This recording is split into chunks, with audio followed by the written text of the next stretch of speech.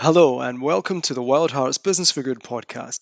Today's guest is Cheryl Kiser, the Executive Director of the Lewis Institute for Social Innovation at Babson College in Boston. Babson is the world's top school for entrepreneurship. And Cheryl and I met when I had the privilege of studying there, and we've collaborated on so many projects since. And I've lost count of the amount of times I've invited Cheryl to speak at Wild Hearts summits around the world. The reason is simple. Cheryl is a world authority on the subject of entrepreneurship and is passionate about the role it can play in the world and the positive contribution it can make. I've so been looking forward to recording this podcast. Cheryl, thank you so much for joining us from Boston today. Oh, Mick, I am so excited. This has been a wonderful journey over the last, I don't know, 10 or 11 years. And I'm so honored to be here. So thank you for having me. Well, I'm really looking forward to the stuff we're going to cover. So let's get started, Cheryl. From your point of view, and I know this is a big question, right? What is entrepreneurship? Wow, that's a great question. And I think it's a perfect time to ask this because, as probably people know, entrepreneurship has been having a moment for the last couple of years. And so at Babson, we actually think of entrepreneurship not as an outcome like a new business or venture, but we see entrepreneurship as a practice, a mindset, a way of navigating uncertainty, dealing with ambiguity, looking for opportunities, and taking action. So it's really a practice, and it's a practice that you can do no matter where you are. I like to try to debunk the notion of entrepreneurs and entrepreneurship because we so mythologize entrepreneurs as heroes. We used to think that they were born, not made. They were geniuses with the brilliant idea, working alone in the garage, or stars achieving fame and unimaginable fortune literally overnight. And they're fearless, iconic, and replaceable. And that may be true for some, but that really is not what we talk about when we think of entrepreneurs and entrepreneurship. It really is the only way today to live in a world which I don't need to tell any of you is marked by unpredictability and oftentimes unknowability. And by the way, entrepreneuring and entrepreneurship can be taught. You are not born that way. You may be born with certain skills and wonderful gifts, but entrepreneurs aren't born. They are cultivated, they are developed, and they practice. That was the eye opener for me when we met in Boston. Was this idea that entrepreneurship was a skill set that was intrinsic to all of us and you could practice it? Because I had never heard that before. Why do you think that story has grown to be the dominant narrative? Well, I think that's a great question. And I think it's grown that way because think of who we celebrate. We celebrate these iconic entrepreneurs and celebrities that we know by their first name: Bill Gates, Oprah Winfrey, Steve Jobs. And for years and years, people studied the idiosyncratic behaviors. When people wrote about entrepreneurs, you would read about their zigzaggy story, and you'd read about, they went into a garage, they came out, they became millionaires, and they did this. It was how stories were told and what part of that story was being told.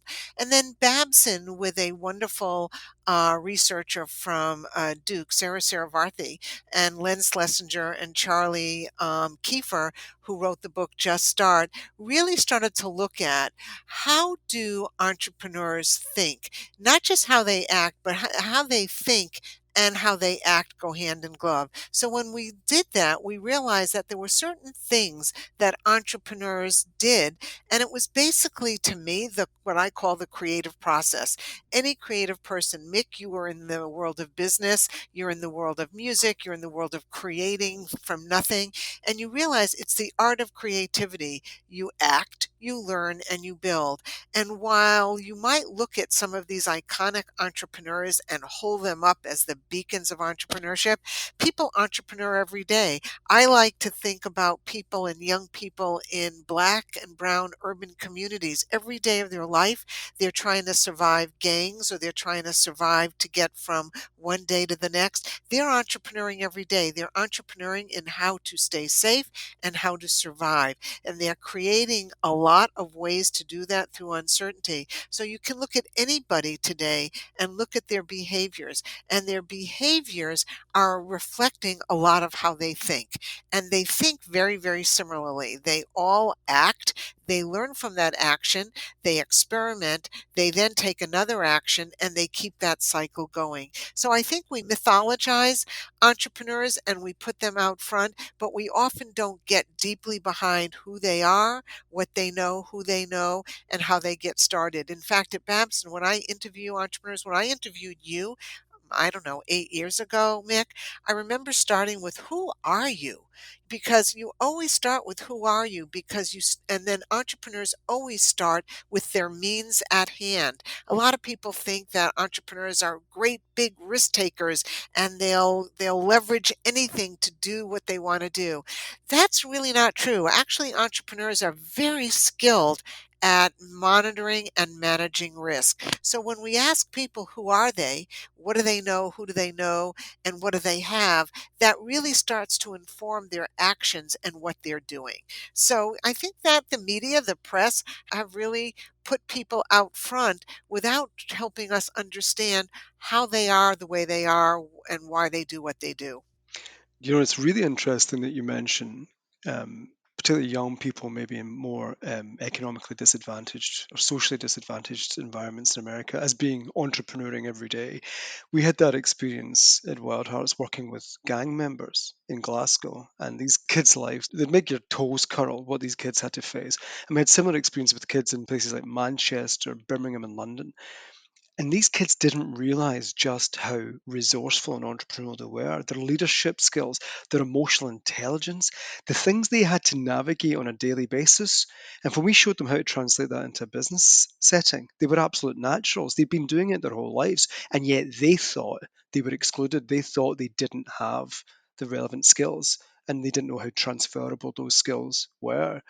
Do you think role models has a key part to do in people who self-identify as entrepreneurs or start off in an entrepreneurial career? Do you find that they've had a relatable role model, be it their mother or whatever, that they learned the ropes from without actually thinking they were learning them? I think they have role models, but I think most importantly, they have mentors.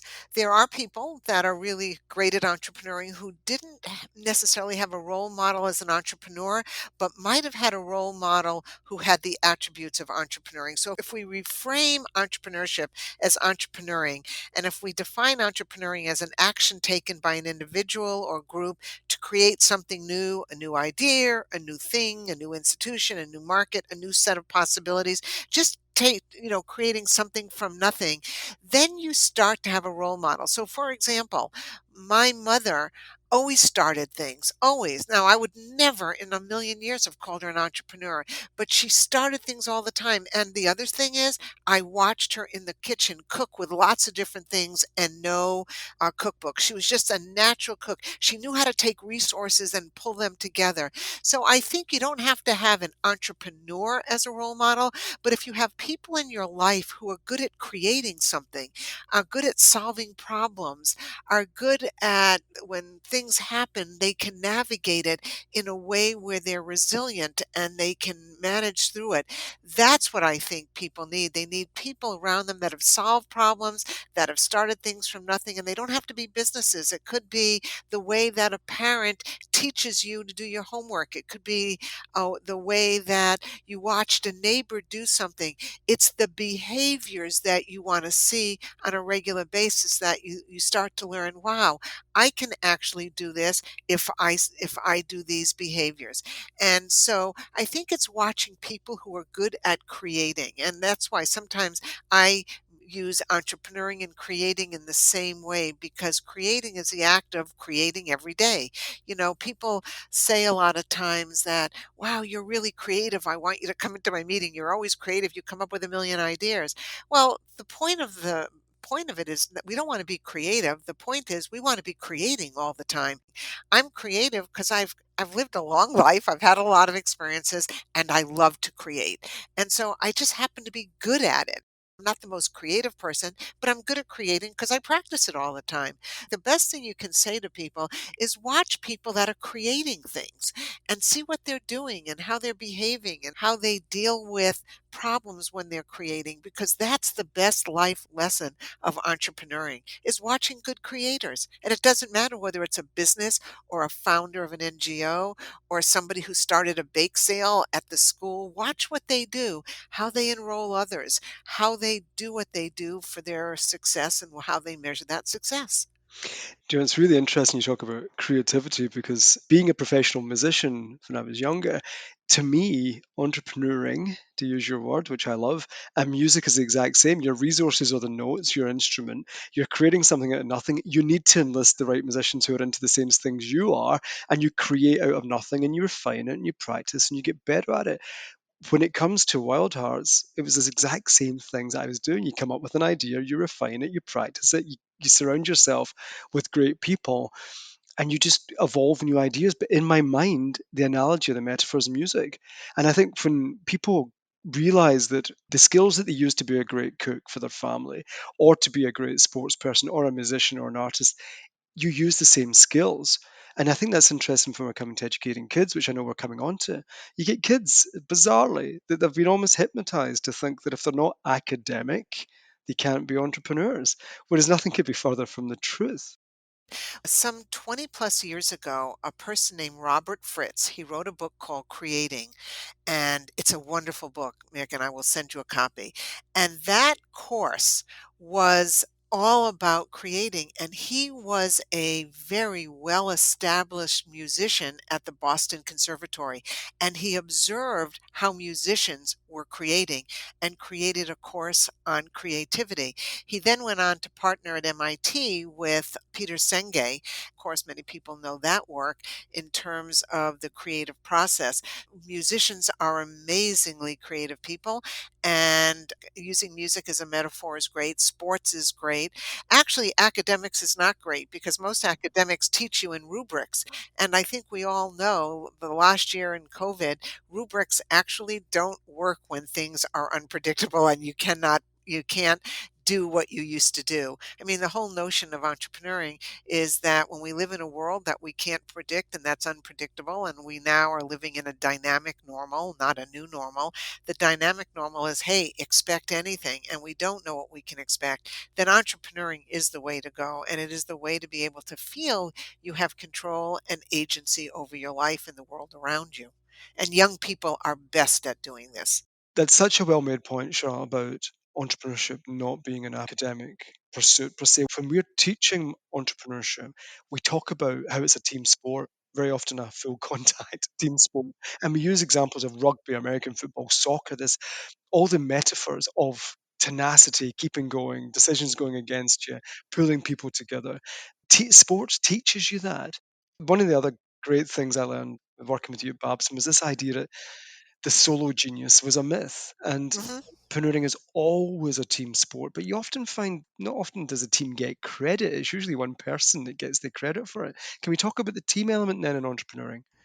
Yeah, I mean, and that's such an important point because when we look at, it's only when you go deeper into the stories of some really, incredible people like Stephen Jobs or Bill Gates or people like that, that you realize that it is a team sport. It cannot happen without that. So, if it's just 1 minute, if you'll indulge me, if you think of the Babson methodology of entrepreneurial thought and action, it starts with a desire to have something happen, whatever that is, whether it's to win the soccer match or whatever. If you start with your desire and then you go to looking at your own internal resources, who are you? What do you know? Who do you know? What do you have? And then your ability to communicate and engage others, and then take an action, and then be open to reflecting and learning. That is not a single sport. That is working with people because no matter who you are and where you start, you have to engage other people because that is the only way that you get feedback around your idea. If anybody tells you that they've done it all on their own, that's absolutely not true because you need a feedback loop.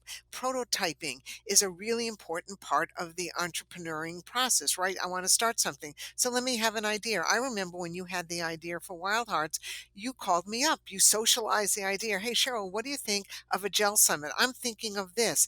Now I loosely say, well, gee, every time you enroll other people, even if it's in your idea and saying, is this a good idea? They become your sort of small B partner, your small business partner. Every time I have an idea and I call you up, Mick, and then after you, I call Emily and I call someone else, you're actually helping me form my idea. You're actually giving me information and data on my prototype. I like to say to my students, a prototype doesn't have to be something that you make out of wood in a shop or a makerspace. A prototype can be a prototype of a conversation. Hey, Mick, I want to start this. What do you think about this? Who do you think I should involve? That's a low resolution prototype. So, anybody who's creating something, I guarantee you, has talked to people or gone online and researched it. It is an interactive, it's an interactive relational activity. And even if the relationship is small, R instead of big R, you cannot create without a feedback loop. That feedback loop helps the creative process so that you're actually creating something of value. You just reminded me of that line that I saw on the wall outside your office in Babson, which is all creation is co-creation. Yeah. That's absolutely true. And I very rarely talk about creation. It's always co creation because it's either an idea that was sparked by a conversation or it was something that I read. And I have to give credit because it's the experiences around you that help you be good at this. It's the people around you and influence you that help you be good at this. So, yes, you might ultimately create the next incredible water bottle yourself in a makerspace. But I guarantee you, to get to that point, there were lots of inputs and conversations and research and references to get you there. And if we don't acknowledge that, we won't acknowledge it as a process that everybody can do. Entrepreneurship, entrepreneuring is not precious. It is not for the few. As you know, Muhammad Yunus says, and you quote this all the time, entrepreneurship is not practiced by very many people. It's practiced by too few people. Everybody can be an entrepreneur, just too few of us are practicing it. And the operative word is practicing it. And if you think about children, the way we were taught when we were younger is I was walked over to a stove. My mother showed me that it was hot. I could feel it was warmer than something else. And sometimes I would burn myself. But every time I burned myself, I actually then changed my behavior. So we all learn by acting and doing. We don't just learn by thinking. We learn by taking that thinking, acting, learning, and reflecting. Entrepreneuring, when done well, and Mick, you're a master at this, and I can tell in the micro tyco students and people that have gone through your program, even corporate executives, it becomes a way you live into the world. At a certain point, you don't separate it out. It's just how you create. Now, we sometimes have more boundaries in corporate settings, and we can't have the playground or the laboratory that we do on the outside, but everybody can entrepreneur, whether they're inside of an organization, outside, starting something, changing something, or even breaking something. We all can do it. And it's available to us. And thank God it is, because the world needs it now more than ever. Absolutely so. When you describe entrepreneuring like that, it should produce a response of humility in the successful entrepreneur of how many people contribute to them. They can take the credit for the hard work and perseverance, but it always makes me smile when you get people saying, "Well, I did this all myself and it was all me." And you go, "Well, it wasn't, though, was it?" Right. It's a huge statement of lack of self awareness or narcissism. And it's that overwhelming sense of gratitude of everybody who's, even in large or small ways, have contributed to the overall success. And it's actually one of the most enriching processes, I think, of entrepreneurial creation is the relationships and the partnerships and the contribution that we can share in creating something. Well, and one other thing I would just say is that everybody can entrepreneur. People differ. So you have a superpower. I have a superpower. Part of it is understanding what your superpower is. And when you understand what your superpower is to a process, then you are part of that process. In fact, when you get good at creating, the line between you and the people you're creating with really is blurred. It's not, it doesn't stand out. And yes, I have a superpower that's different than Emily's superpower and different than yours. And it takes, that's why today more than ever, when we talk about diversity, equity, inclusion, and belonging, diversity is at the heart of good entrepreneuring because you want as many perspectives, points of view, and inputs. And I think that's what you do brilliantly with Wild Hearts and the Micro Tyco program because you're bringing diverse people together in ways that they wouldn't have been. And you get to see the creation and output in a group that probably would have naturally not been put together to do what they're doing. Well, you can only see the world through your own eyes. Even with the best heart in the world, you can't see, you don't know what you don't know. And it's amazing that, we're familiar with many forms of diversity in terms of gender and race, etc., but diversity of mind is Yep. crucial. The people that can literally have seen and been brought up to see the world in a completely different way.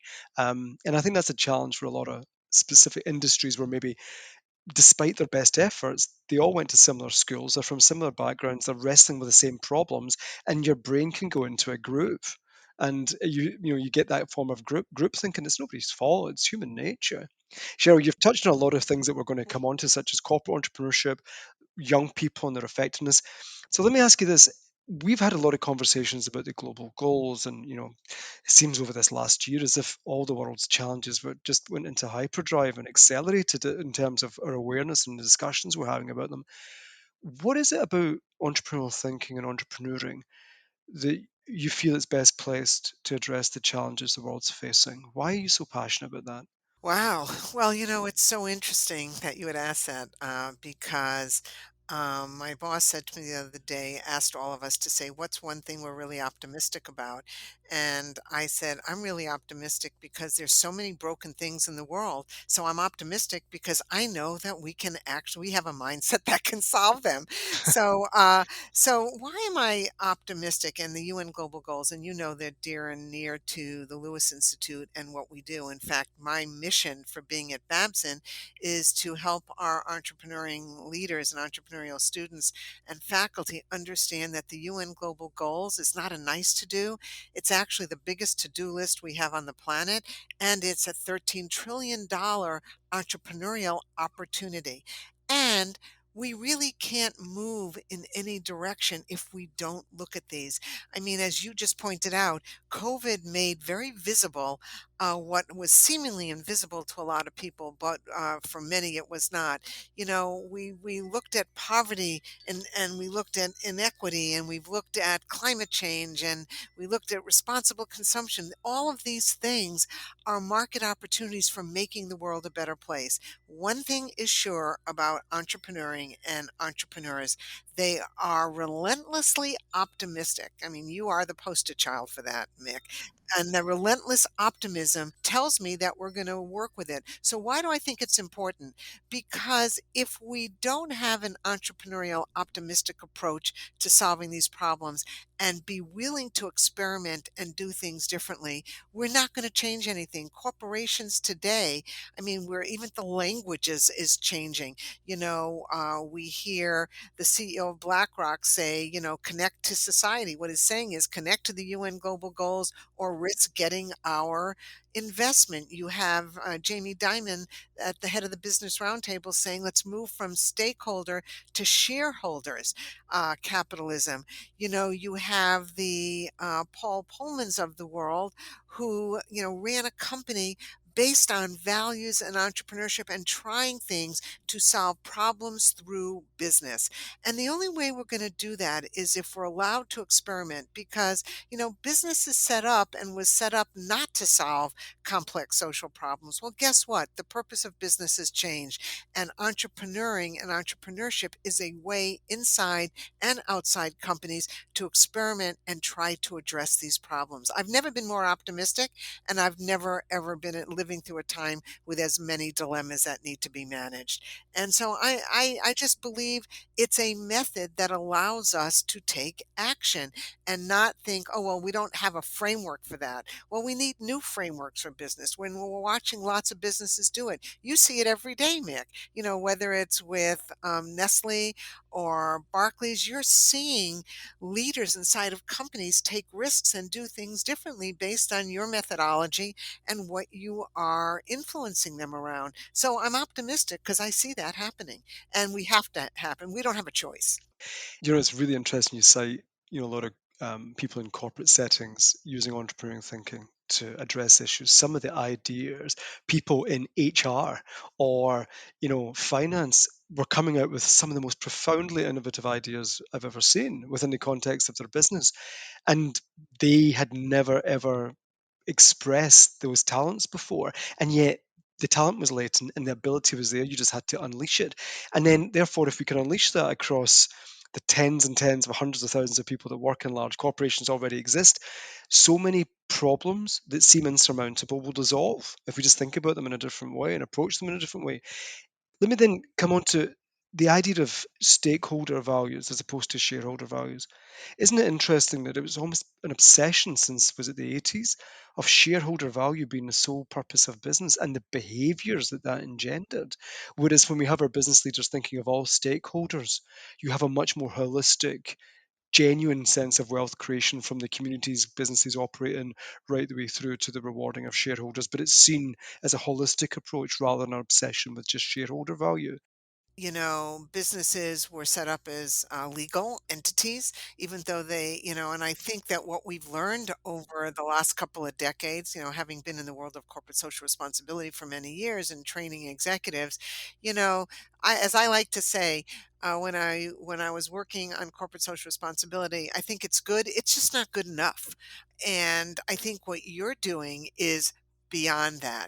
And I think we have to get beyond corporate social responsibility to corporate social relevance. We've got to be relevant. And guess what? The world has far more stakeholders than shareholders. And we know that. Your customer, your employees, if those two aren't happy and you're not addressing their relevant needs, you don't have a business. And so I think that we've started to see that in a transparent world, in a big world that's hyper connected, we actually control what a lot of companies can say and do. And so they've got to be transparent. They have to be looking at multiple stakeholders. Why? Because their business operations impact those stakeholders in significant ways, both negatively and positively. It's been fascinating how much it's evolved in terms of the advocacy that consumers and customers now have on behalf of brands. Before we come to the role of entrepreneuring in the inside, as I've heard you call it, it's incredible actually in my work that in schools that how aware and how committed to making positive impact young people are. They're aware of things that I had no clue about at their age. How do we create the right environment for young people to use their innate entrepreneurial skills to create positive solutions? How do we educate them and how do we create the right environment for them, Cheryl? So I think that's a great question. I think that part of my answer I would turn back to you. I think that you're creating a global movement around this. And I use this example all the time when I've seen some of the videos on Micro Tyco. When you are giving agency to young people to just create and not give them guardrails other than Micro Tyco says don't do anything illegal, but outside of giving them £1 and saying create value, they will look inside themselves and create it given their own relevance. Listen, young people today see what's going on in the world. When I grew up, I didn't see the whole world. I read the local newspaper and maybe I read a regional paper, but I didn't have access to what all of our young people have. They see it front and center. They see poverty. They see who eats. They see who gets sick. I mean, if we look at what our kids have seen in the last year, they've seen classmates who they never thought about as poverty stricken, yet maybe their classmate wasn't in the classroom because they didn't have connectivity to the internet, so they couldn't participate. So I think that we have the problems and the dilemmas that the UN Global Goals put out for us are front and center in our young people's lives, and they're growing up with a sense of empathy. I know empathy has been a really big focus in a lot of schools. I know this is what you teach, but the more we teach, so if you ask me, the more we start teaching empathy, early on, the more we help people develop and cultivate a global mindset, the more that we give them tools to say, you can solve it, and to give them a reason to be optimistic and hopeful, then I don't worry. I know they will create. I sat in one of your sessions in Geneva 2 years ago while a team of kids looked at one of the global goals, which I think was around sustainable food. And I was blown away with some of the ideas they came up with. I would have never come up with those ideas. Why? Because as an adult, sometimes I start to think, oh, well, that's not practical. Young kids don't know what's possible. Therefore, they believe everything's possible. And I think the role of educators is to facilitate and keep the optimism and the relevant optimism. I'm not talking about being Pollyanna, but to be able to allow our young people to think as broadly as they can about possible solutions and ways to manage dilemmas, which is going to be the life that they live. I think they intuitively know that the UN Global Goals is the framework of the life they're going to live into. And we're either going to turn it into something that's going to be positive or it's really not going to be healthy. So I think they are living they are at what I say, the cutting edge of common sense. What they're focusing on is what they should be focusing on because it's the most relevant thing they can do to create a world that's going to be healthy and vibrant and thriving for all of us. And I think teachers are the ones who should not be putting roadblocks and should be opening their minds, not rubricing their minds towards things that may or may not matter. I think the educator has the role to be the champion, the mentor, and the activator of, to your point, unleashing the entrepreneurial spirit. From we first met and we just ran the first few years of microtech would generate, as we call it, in schools. And these kids were turning a pound and then a rupee, a euro, a dollar into tens of thousands in 4 weeks. And they were 10 years old. The thing that I think was why I share your optimism is when we took the microtycal method and said, right, we've taught you how to use this to create all this wealth very quickly, which we then invested in micro entrepreneurs so the kids could empower entrepreneurs around the world. We used the same method to say, now we'd like you to look at sustainable solutions to issues in your community or in your company. The same methodology that helped them make money started producing solutions to serious problems. As you, to your point, which you make so well, it's the same way of thinking. But we want to create wealth in the truest sense, not just monetary wealth, but wealth in our community, wealth in our relationships. And so, as you say, solving these issues, because that's the world that our kids are going to be living in. What you're doing is you're helping kids redefine wealth. There are many generations that grew up saying wealth is making a lot of money, going and getting a job to give a lot of money, and then I'll worry about the other things later. I think the current generation sees the problems as the greatest opportunities. I feel the same way when we ask kids to start businesses. Very rarely are they starting businesses that don't have a bigger purpose to them. And I think that's why the kids love creating because at the end of that, the brass ring for them is that the money that they make is going to investing in micro enterprises. There's something so energizing and mobilizing and activating because it's bigger than themselves and they're solving something that sets in motion that will be felt for generations. When we were asked, it was actually represented in the government, it said, look, we're spending fortunes on enterprise education and but just not producing the results that Microtech was producing in schools. And I said, it's because you're teaching the kids how to do it when you should be inspiring them why they should do it. Yeah. And that's the difference. And that's, I love the fact that the little shy kid at the back of the class that felt they had nothing to contribute, all of a sudden finds out that one, they enjoy it and that they're really good at it. And all of a sudden they're down at the front of the class putting their hand up. It's just the same thing was taught to them in a different way. Let's come on to the the idea of corporate entrepreneurship, because one thing that I'm very excited about, and we're doing a lot now, shows we're connecting kids in schools. So our schools program is free for all kids. It's something I'm very passionate about because of our corporate partners and customers. But we're actually facilitating a conversation between these corporate brands and the kids because they care about the same things. I'm thinking about a global multinational that um, their winning team of grads came up with an idea to address the decline in the bee population. At the same time, we had 10-year-old kids talking about the decline in the bee population. So all we did was facilitate that conversation across the generations to produce these solutions. The classic image of entrepreneurship is that of, as you've talked about before, the startup and the. It always seems to be. I don't know what it is about garages, but it's always a guy that goes into a garage. And That's he true. first he has to drop out of the Ivy League, and then he goes into a garage, and then he Right, comes exactly. out. Right? That's it. So it's like a Superman transformation. So one thing that we've talked about before, and I know you're passionate about, is the concept of corporate entrepreneurship, or as you've called it, entrepreneurs on the inside.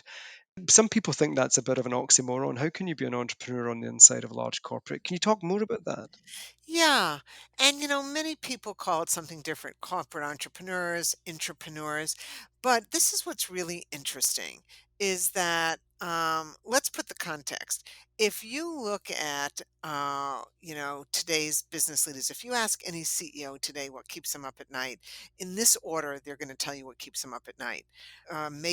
Creating profits beyond mergers and acquisitions and laying people off. So they want to really create profits that are real.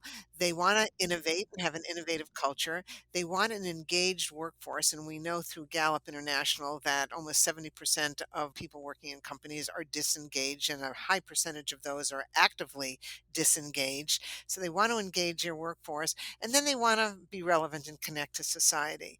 I say that if CEOs turned it around and said, if we find a reason to connect to society and address the UN global goals, we will muster the discretionary effort and engagement of our employees because we know that's what they want. They will then, that discretionary effort will innovate. They will come up with new products, services, or ways of doing business, and they will get really good profits. And so, what we have seen is that we did research and did some research on what we called entrepreneurs inside, and we realized that there were five practices of entrepreneurs on the inside and outside that were identical. And the reason I say entrepreneurs on the inside, because corporate entrepreneurs are usually, again, that mythological person that created that one new product, but we're talking about being able to entrepreneur inside. And the five practices are: one, is the need for entrepreneurs to be a member of sort of a cohort inside. So if I'm inside of Barclays and I want to be entrepreneuring, I really need to have a physical community inside of there. I need to know that at lunch I can have my five people that I can talk to ideas and share and shape those. So obtaining membership into sort of an entrepreneurial internal community to develop social capital will result in enhanced reputation and creation of trust, development of currency, and ability to leverage networks. Through these ample communities inside, you will start to have people feel comfortable to entrepreneur. So one is you need people inside, and you will see this. I look at myself at Babson, I feel like I'm an entrepreneur inside. I gather the people around me that I can talk to and massage my idea so that when I start to socialize that idea, and the next thing that good entrepreneurs inside do is they progressively disclose the idea. And this term is borrowed from interaction design, which means exhibiting communication technique where you absolutely start telling it. So when you progressively disclose, I say, hey, Mick, I'm thinking of this idea. Then I go to the next person and say, I'm thinking of an idea and I'm going to use a piece of my budget for this. So I progressively disclose the idea so that I actually can get traction. Then I intentionally iterate inside. Like any entrepreneur on the outside. And then after that, I calculate what my acceptable loss is. We haven't talked about risk, but at Babson, we talk about acceptable loss. What do we mean by that? What are you willing to pay to play to take an action in the direction of what you want to do inside? And then what you need to do is de educate and act and learn.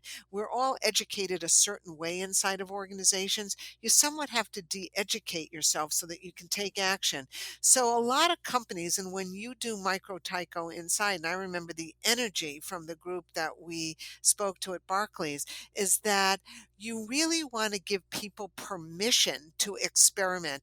And that takes a lot. I just told you the five practices, but then there's all kinds of practices that leaders need to practice in order to create that environment. So at the Lewis Institute, I have a culture of experimentation. I want people to experiment. I reward them from experimenting, and I have a tiny part of my budget that I put towards that. That's the same way as an investor on the outside. I put some money towards it so that I allow people to experiment. I also allow them to fail. I don't judge them on it at all. And I allow them and I become part of their champion. So you've got to create the cultures. Think of an entrepreneur on the outside. Most entrepreneurs on the outside have sort of a group they go to. They can go to an incubator, an accelerator, or they can go to their garage and they can hang out and talk. And they have a group that they massage their idea. They have a maker space. They can experiment. We need to create that more inside of companies. And we're not talking about innovation teams. Many companies have these sequestered departments called the innovation group. That's not what we're talking about. We're talking about the new culture inside of companies that has to foster entrepreneurial thinking and acting. Why? Because the future is going to be less dependent, and we're not going to be able to draw on our past to predict and act into the future. So many businesses today, if they do that, they will actually fail because the old tricks aren't working today. We have a new day with COVID. And if we look pre COVID, there are certain things we did before that we can't do now. For example, I will never in my life have to make the business case for why I want to work at home. Why? Because we're all doing it really effectively. So, there's been no better time for entrepreneuring inside than during COVID. I imagine if you talk to a number of business leaders, people had the opportunity to experiment. Why? They didn't have a choice. So, how do we create that culture of experimentation, of risk taking, or giving more license to creating more affordable laws? How do we allow people to not lose social capital if something happens and it doesn't work out? On the outside, if an entrepreneur fails, they just lose money. It's a badge on their sleeve. Inside, if you start something and it fails, oh my gosh, it becomes corporate lore. Well, we got to change that. We have to use our companies as incubation spaces, incubation and experimentation, because with that, you will get new products, services, and new relationships and new configurations of people that will address diversity, equity, and inclusion. You actually answered my further questions, which was how do we create a culture of entrepreneurship in large organizations? And that whole point about making it safe for people to practice. And the other key thing about that socialized group, like your internal peer group. I think Mick, that we're moving from just focusing on entrepreneurship and entrepreneuring to entrepreneurial leadership. Yeah. And so entrepreneurial leaders foster ownership behaviors, okay? That's really important. So if anyone's online and they're a leader in a company, foster ownership behaviors. Let people build community, and then pursue rapid and continuous experimentation, cultivate intentional opposition, and then embrace new metrics. That's another thing. Embrace a new way of measuring your outcome, and then protect the social capital of your people. If you're an entrepreneurial leader inside of a company and you do those six things and you help build that, you will change the entire culture of your company. And I guarantee new and different outputs and outcomes will emerge. So when we think of how we inspire young people and then the culture within large companies, the opportunity for companies to reimagine their resources and reimagine their reach and reimagine their impact in the world. And then for our young people to think of themselves as contributors to the solutions rather than, as I've seen, helpless observers, if you will, of things that are out with their control. I think the theme through everything that you're saying is this entrepreneurial attitude and entrepreneurial way of thinking is the golden chain that flows through all of that. Looking to the future, what do you think the entrepreneurial thinkers, the entrepreneurial leaders of the future look like? What will they be known for, do you think, as opposed to previous generations? I think as we democratize entrepreneurship education and entrepreneurial thinking and acting, which is what you're doing, right? Basically, you're democratizing it. You're putting it in the hands of as many people as possible. Given the demographics of the world, Everybody has got to be able to create their way forward and not to be defined by their current circumstances. And the world, increasingly, as I said before, is going to present to us far more challenges. So, what will it look like? I think more people will be creating things. I think more people will be solving problems. And I think it won't be just in one sector or another. I think that a lot of things will blur. Particularly, a lot of business students come to school and they say, okay, I'm going to go into business, and then when I'm done, I'm going to give back to society. Or there's business, or there's the NGO world. And I think our worlds are going to merge. I think people like NGOs that are solving complex social issues and businesses that tend to solve technical problems, I think they're going to merge. I think the way we think is going to be more holistic, and I think companies will be vibrant. I think that our the engagement of people in what they're doing will be higher, because I think purpose will be at the heart of what we do. If anything, I believe that if we have more people entrepreneuring, purpose will be a core part of what we do, because good entrepreneurs always start with purpose, and they start with a desire to see something happen. And I believe that you'll see lots more businesses, you'll see lots more social sector solutions, but I think you'll see entrepreneuring in many, many facets, that we're not going to separate you're an entrepreneur, you're not. I think if we have more people believing they can create what they want, you'll see a more holistic world that we're going to be in. And people will not feel like they have to separate out their lives from what they care about to what they do every day. It's the enticing goal of creating wealth in the true sense, not just monetary wealth. I've seen it personally so many times from friends that have been significantly financially successful, and yet there's so many areas of their life where they're unfulfilled, and there's only so much that money can compensate for that. So this idea of creating wealth in the wider sense, that financial wealth, wealth in community, wealth and from environmental security, right across the board, I think it's a wider, more inclusive definition of what true wealth is. And I think it leads to a far more balanced and fulfilling sense of achievement in business. Well, people don't want to be managed. They want to create. I mean, I think that, if you think about it, the people that are the happiest, even if they're not making a lot of money at it, are people who are creating. Because creating comes from an internal and interior drive. It is the essence of what you do and why. It's your why. When you are internally motivated and activated and unleashed, the possibilities are enormous. And so I think that entrepreneuring allows people to draw on their internal resources in ways that amplify the external activities and motivation. Exactly so. That's that point about people maybe in the past would say, well, this is what I do at work, and then all the most important parts of me are separate to that. And they try and squeeze that all into the little time they have left. Whereas you hear the more enlightened HR leaders talking about wanting people to feel they can bring their whole self to work and to contribute a far better self and therefore fulfill more of themselves. You're right, Cheryl. The challenges that we face are very, very significant, but then the solutions that are being produced are incredibly inspiring. And I think the future of work, we're in very challenging times, but we're also in very, very inspirational times. And I'm fascinated to see what solutions and new models will come out the other side of it.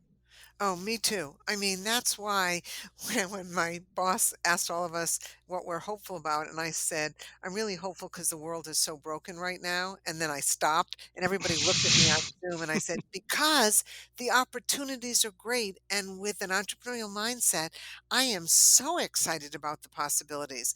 Because if we don't create more people thinking like an entrepreneur and entrepreneuring, we're going to create the same problems that we already have. We need new ways to think about it.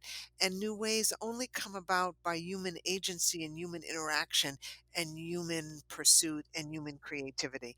And the more humans that know and feel they can create from where they are, in the context where they are, and in the problems that they know best, we will get much better solutions. It won't just be a few. Back to your original question to me, what will the world look like? If more people have agency and know how to create, out of uncertainty and unknowability, we have a brighter future, and at least a more engaged future with people who feel like they can make an impact. It's not just the few. It's no longer just Stephen Jobs and Bill Gates and Oprah Winfrey and those people. It's everybody. It's all of us.